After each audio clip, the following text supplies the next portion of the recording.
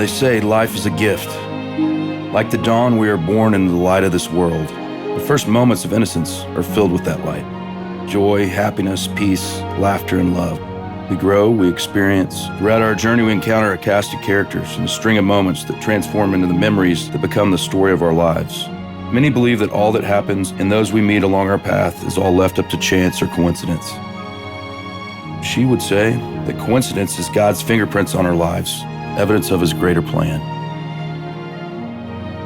But as fast as lightning, a storm can enter our lives, and our story becomes a darkness filled with pain, brokenness, and sorrow. All that we hold dear and everything we believe in one moment can be washed away in another. On November 5th, 2006, Luke Coffey and Elizabeth Toon were struck by a drunk driver while they were walking home after a night out. Police have not released the name of the 22-year-old woman who was hit and killed as she crossed the street. What we do know is that she is a new resident to Los Angeles. A deadly hit-and-run accident. A driver plows into a man and woman crossing a Hollywood street. 27-year-old Luke Coffey is in stable condition. The 22-year-old woman who was thrown 50 feet died at the hospital.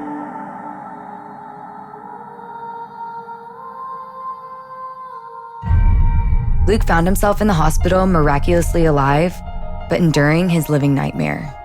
4 days later, he had a dream of Elizabeth talking to him, telling him to wake up. When he opened his eyes, the nurses in his room said that had he slept for a few minutes more, he would have also died because he had been given a lethal dose of medicine. For the second time in just a few days, Luke was told he was a living miracle. Waking up saved his life. Or, in another way, Elizabeth had saved his life. This is just one of the spectacular and true coincidences that builds the story of Luke and Elizabeth, a true story of faith, hope, and love.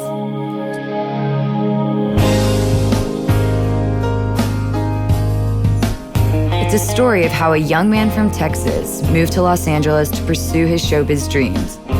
It is not easy being an actor. Who somehow found a girl from his own hometown, 1,500 miles away.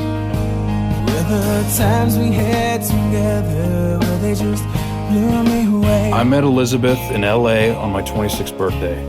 We shared so many connections. Our family ranches even shared a fence line back in Texas. But to Elizabeth, there were no coincidences. Our love story was already written. She was big in every way. Her smile was unforgettable. She quickly became my best friend, my biggest cheerleader, and my soulmate. This is a story about the coincidence of their meeting, their love, and the ambition they grew together. Elizabeth reminded me that loving God and loving others is all that mattered. We were created uniquely to reflect that love, and our journey here was part of that greater design. Everything that she taught me was tested after I lost her. I awoke in the hospital, riddled with survivor's guilt and suicidal thoughts. In that moment of pain, I really had two choices. I could be bitter and angry for the rest of my life, or I could trust in that greater plan that Elizabeth believed in so much. But I wanted purpose. I wanted a sign. That dream, the dream of Elizabeth waking me up, how that dream saved my life from the lethal overdose that the hospital administered, that gave me my purpose. I know Elizabeth saved my life so I could tell this story. I've had one of the worst nightmare I could possibly think of has happened to me this year. And I lost someone I love. There are things that are life that are not just coincidences, they're providence.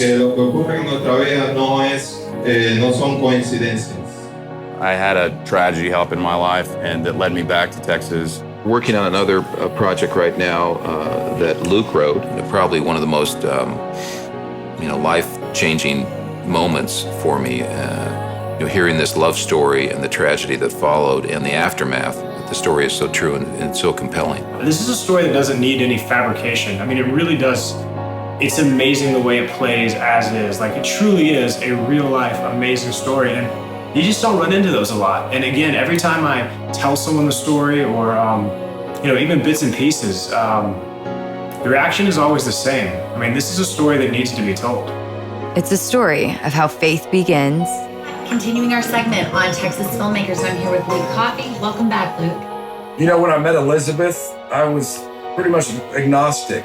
And when you're agnostic, you write off coincidence. I've had so many people say, if I went through what you have, I'd probably see things differently.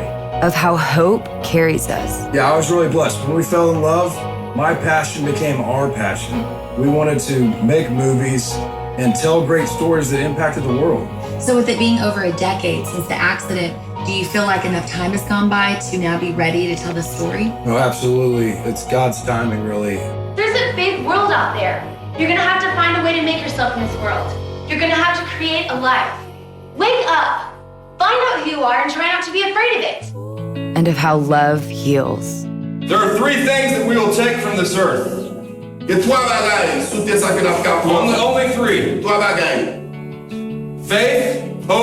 Faith, hope, esperanza, and love. It says the greatest of these is love. We don't know when our life's going to end on this earth, but it will end one day. Over 3,000 people attended Elizabeth's funeral. She was buried behind the Old Rock Church in Texas, the place she had dreamed of being married.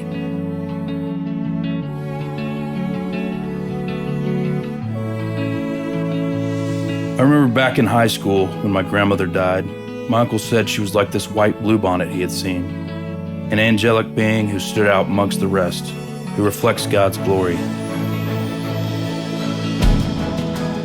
That's who Elizabeth will forever be, and I know the tapestry of her story didn't end that night in a Hollywood intersection.